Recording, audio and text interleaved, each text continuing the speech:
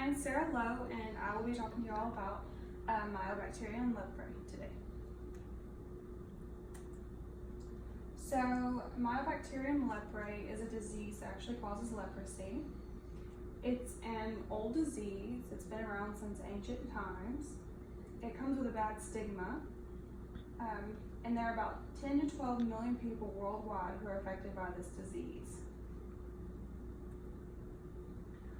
Some symptoms include skin lesions. As you can see right here, this individual has really bad skin lesions on their back, damage to your peripheral nerves, and damage to your respiratory mucosa.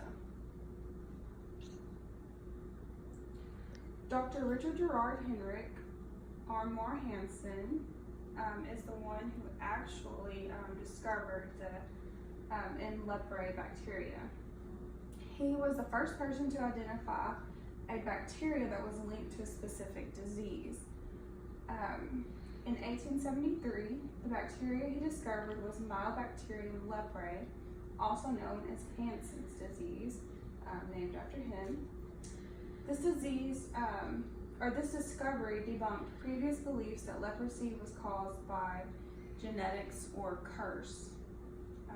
Back in the day, a lot of people thought that leprosy was caused by curses. Leprosy is spread by shedding of nasal secretions, for example, sneezing. And actually, only about 1/4 of individuals who are exposed to leprae actually contract the disease. It takes 2 to 5 years for the individual to start showing symptoms due to the bacteria being very slow growing. It's really important to try to catch the disease early to alleviate permanent damage to your skin and peripheral nervous system. So the disease pathology of leprae, it's very slow growing. It takes about 13 days to divide, which is really slow compared to a lot of bacteria. It only takes maybe a few hours to a couple of days. It's gram-positive, so it's going to stain violet due to the thick layer of the peptidoglycan in the cell walls.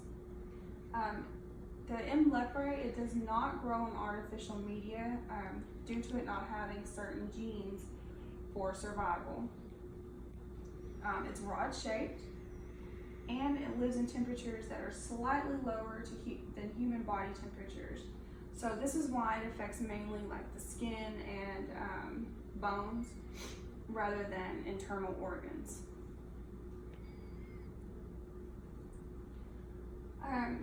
Mycobacterium leprae, scientists have found that it can be grown on mice feet pads and on certain armadillos.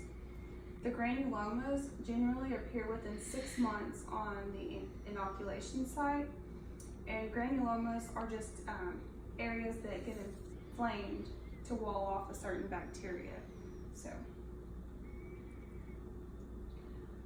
here's a picture of the leprae. You can see that it's got that violet color since it is gram-positive, and that's just a photo of the acid-fast rods, just so you can see what that looks like. So what leprae does is it attacks Schwann cells, and it causes mononeuritis multiplex.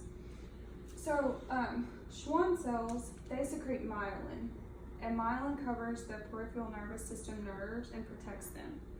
So when they get damaged, the peripheral nervous system nerves gets damaged, it can cause what's known here, it's the mononeuritis multiplex, and it can cause neuropathy or muscle weakness.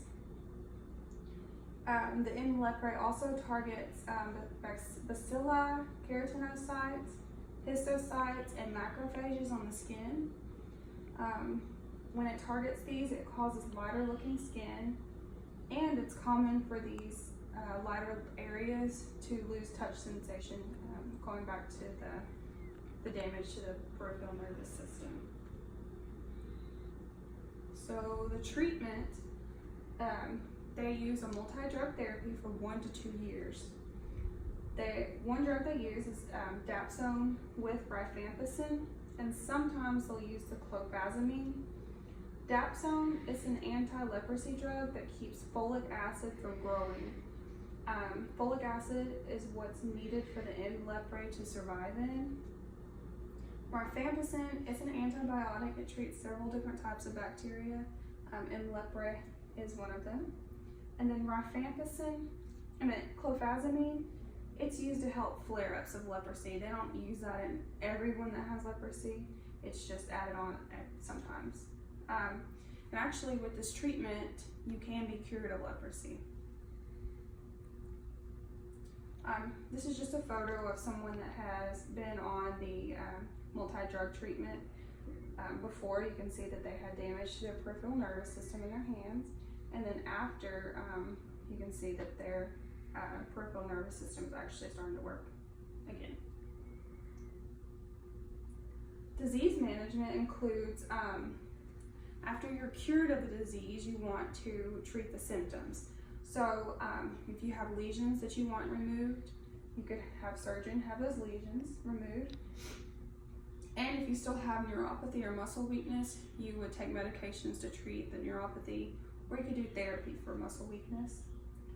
And really, you hope that you catch the disease before there's any irreversible damage.